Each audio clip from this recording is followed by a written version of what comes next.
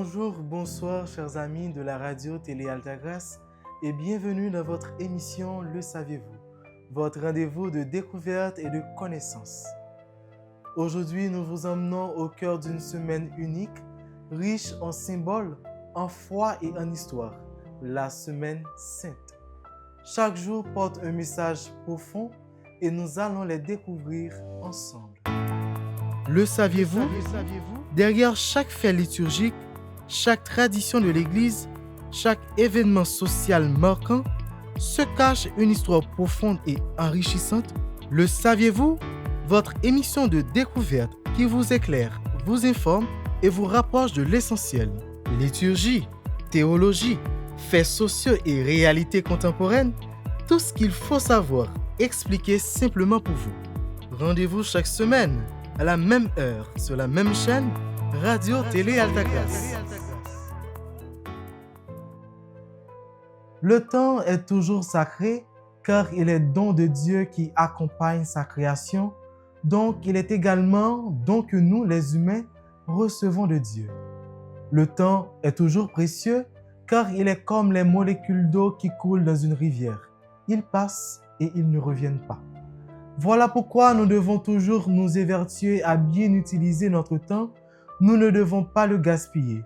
Nous devons lutter contre la procrastination.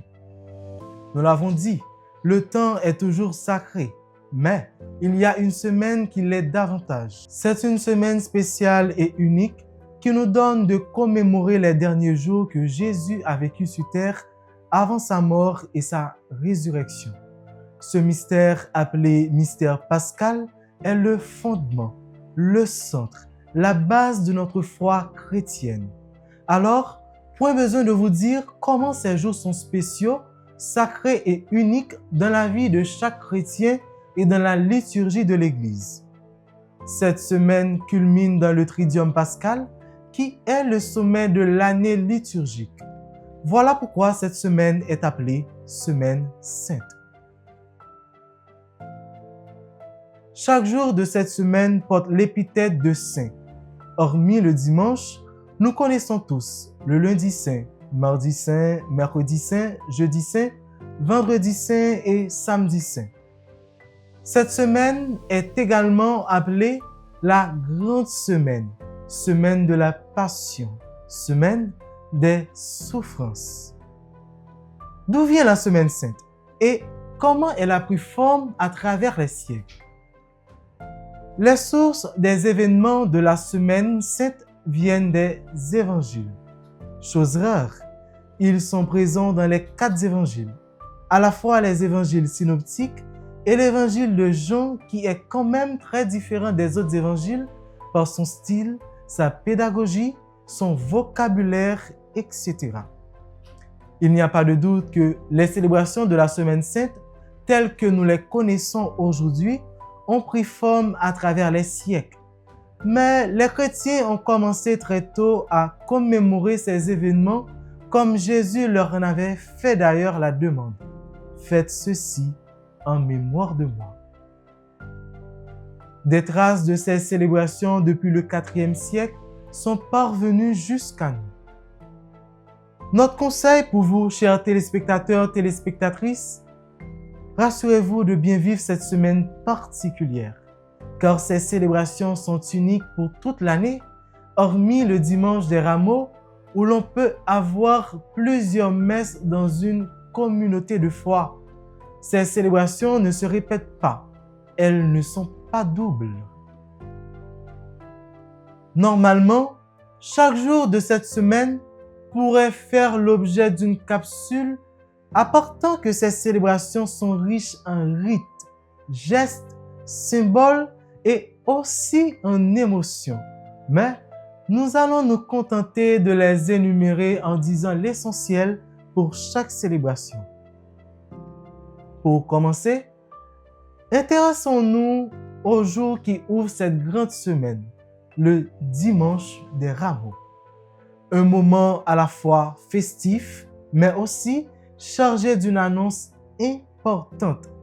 Découvrons cela avec Navinska Joseph. Le dimanche des rameaux. il n'y a qu'un dimanche des rameaux sur toute l'année.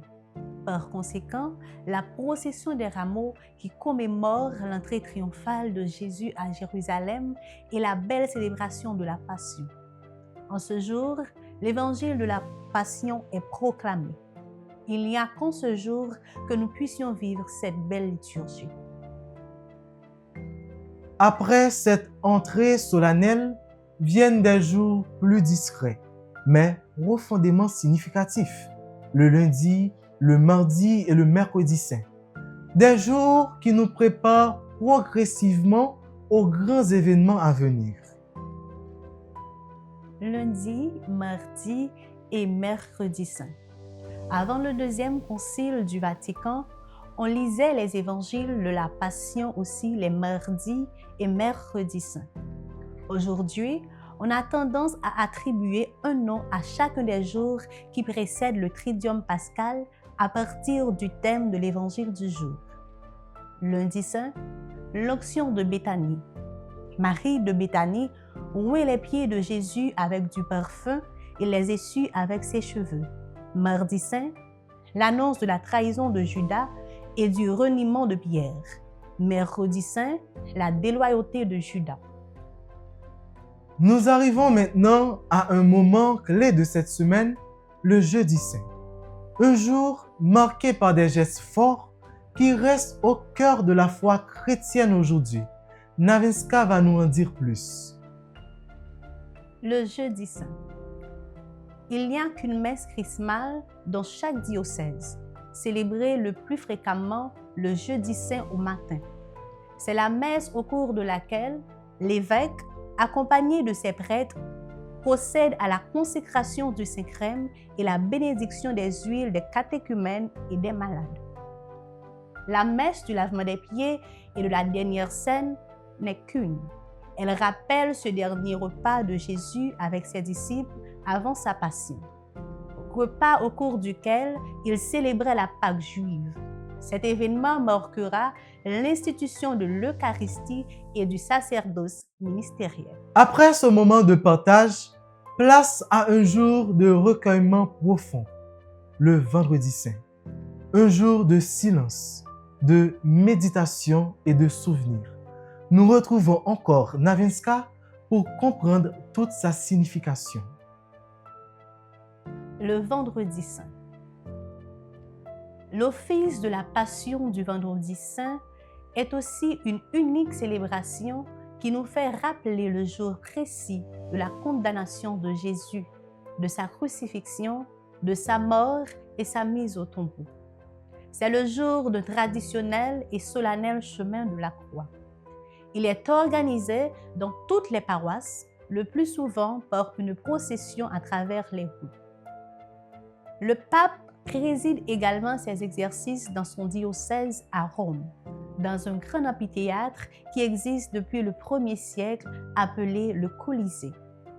Cet événement rassemble chaque vendredi saint des dizaines de milliers de fidèles, particulièrement dans ce lieu, témoins du martyre de chrétiens dans les premiers siècles. Chers téléspectateurs, téléspectatrices, j'attire votre attention sur le fait que pour la célébration du vendredi saint, j'ai parlé d'office et non pas de messe, car l'Église ne célèbre pas la Sainte Eucharistie les vendredis et samedis saints, ni non plus les autres sacrements, sauf en cas de grande nécessité. Voilà pourquoi cet office du vendredi saint, on l'appelle aussi couramment la messe des pré-sanctifiés, parce que pour la communion des fidèles, les ministres utilisent des hosties déjà consacrées la veille, c'est-à-dire le jeudi au soir, jour de l'ouverture du Triduum pascal. Enfin, nous arrivons au samedi saint, un jour particulier marqué par l'attente avant un événement extraordinaire. Découvrons ensemble ce qu'il représente. Le samedi saint. Après le samedi calme et silencieux qui rappelle le temps écoulé durant lequel Jésus était au tombeau, arrive la nuit des nuits, la nuit très sainte, celle de la veille pascale.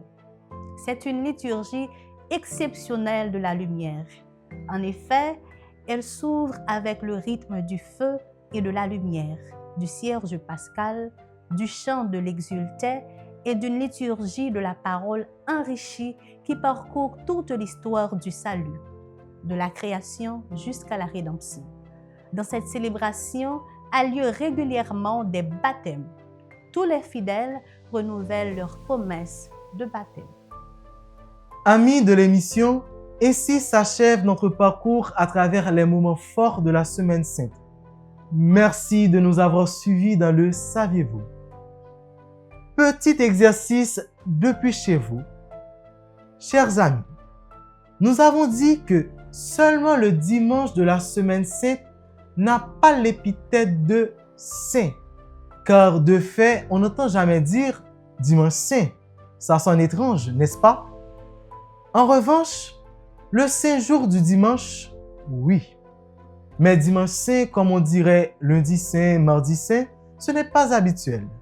Toutefois, cela ne fait pas du dimanche de cette semaine sainte un jour moins important. Au contraire, il est toujours jour de la résurrection du Christ et jour très important, donc jour très saint. Mais selon vous, de quel dimanche nous parlons quand nous parlons du dimanche de la semaine sainte? Le dimanche des Rameaux qui ouvre cette semaine ou plutôt le dimanche de Pâques qui clôt cette semaine? Ouvrons donc un débat en commentaire. Nous attendons vos réactions. Nous vous remercions de votre fidélité à cette rubrique et vous souhaite une sainte semaine de méditation et de commémoration des mystères de la passion, de la mort et de la résurrection du Christ. À très bientôt.